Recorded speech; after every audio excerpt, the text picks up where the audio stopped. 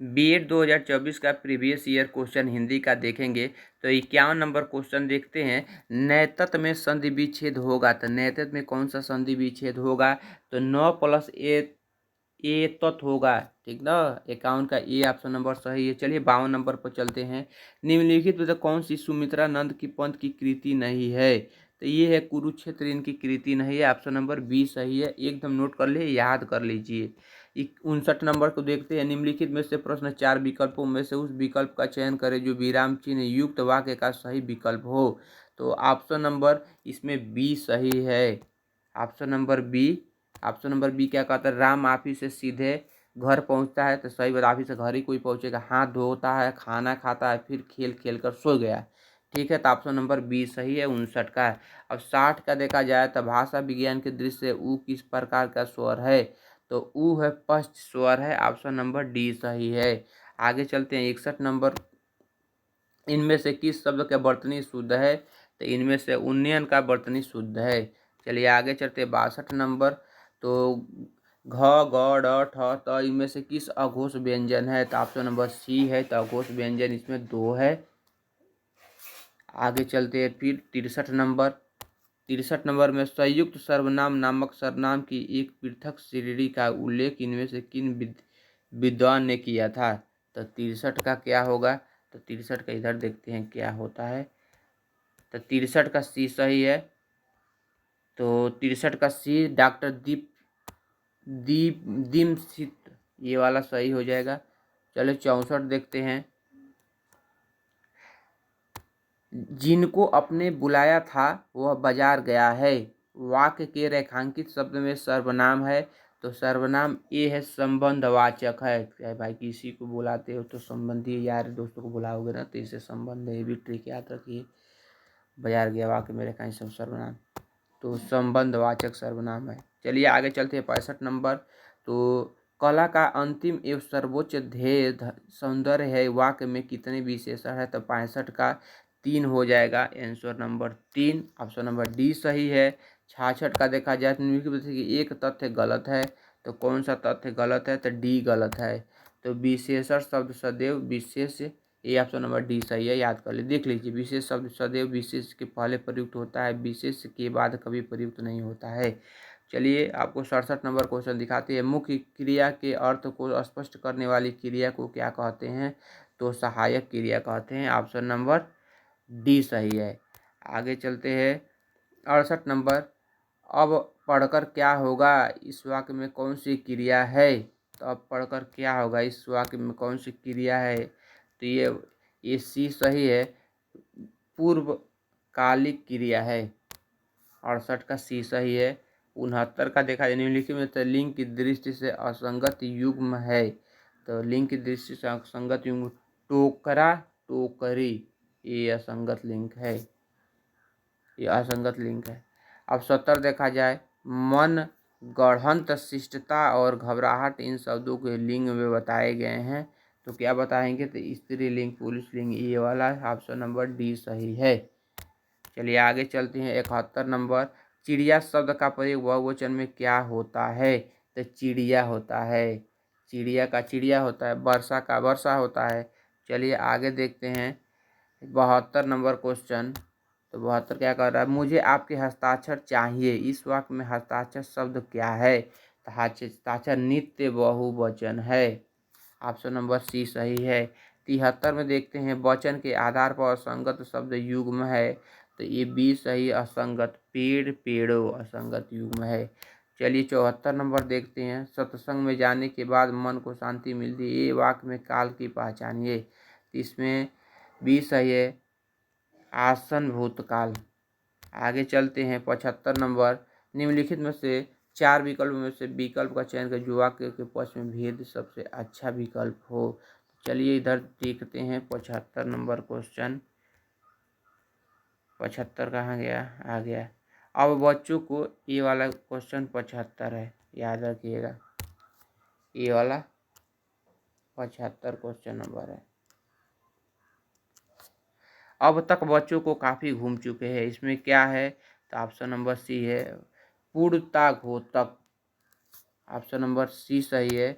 आगे चलते हैं 76 नंबर, अकर्मक धातु से बनने वाला और सदैव एक वचन पुल्लिंग और अन्य पुरुषों की क्रिया का वाच्य कौन सा है? तो भाववाच्य है। ऑप्शन नंबर ए सही है। आगे चलते हैं 77 नंबर, कानो सुनी बात पर यकीन मत करो। रेखांकित पद में कारक है, कौन सा कारक इसमें है? तो कर्ण कारक है। कर्ण कारक ऑप्शन नंबर सी सही है। ओए कहाँ गया यार? ऑप्शन नंबर सी सही है। चलते 78 नंबर पर चलते हैं। तो राजा ने ब्राह्मण को धन दिया, वाक्य में रेखांकित पद का कारक है, तो इसमें क्या कारक है? संप्रदान कारक है। ऑप्शन नंबर सी सही है। चलिए आगे चलते हैं 79 नंबर पे।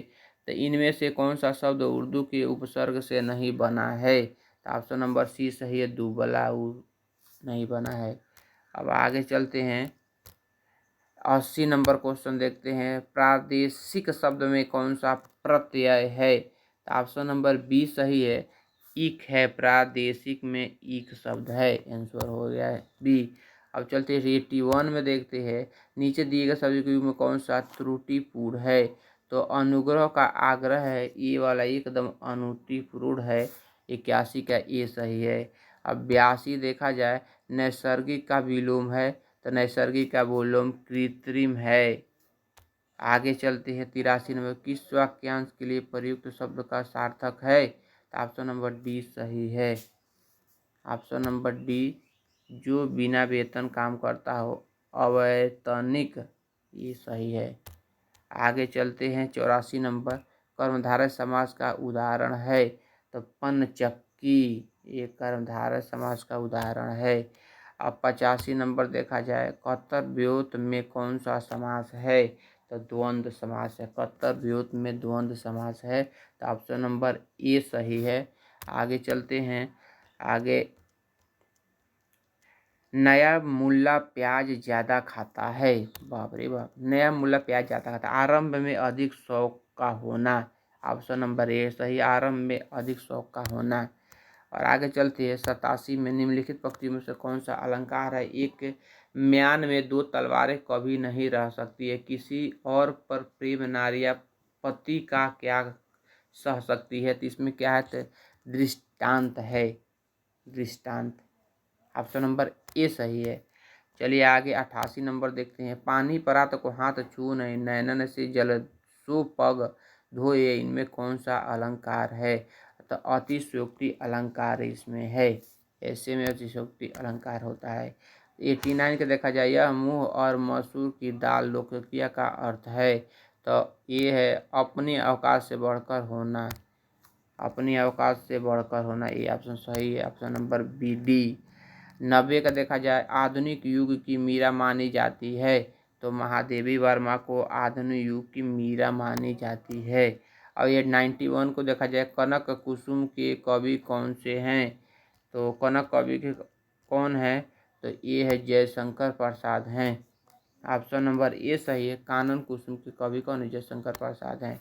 तो 92 का देखा जाए, तो इनमें से कौन सा कवि फूल बाबू के नाम से भी जाना जाता है? तो फूल बाबू कौन सा होगा? राजकमल चौधरी।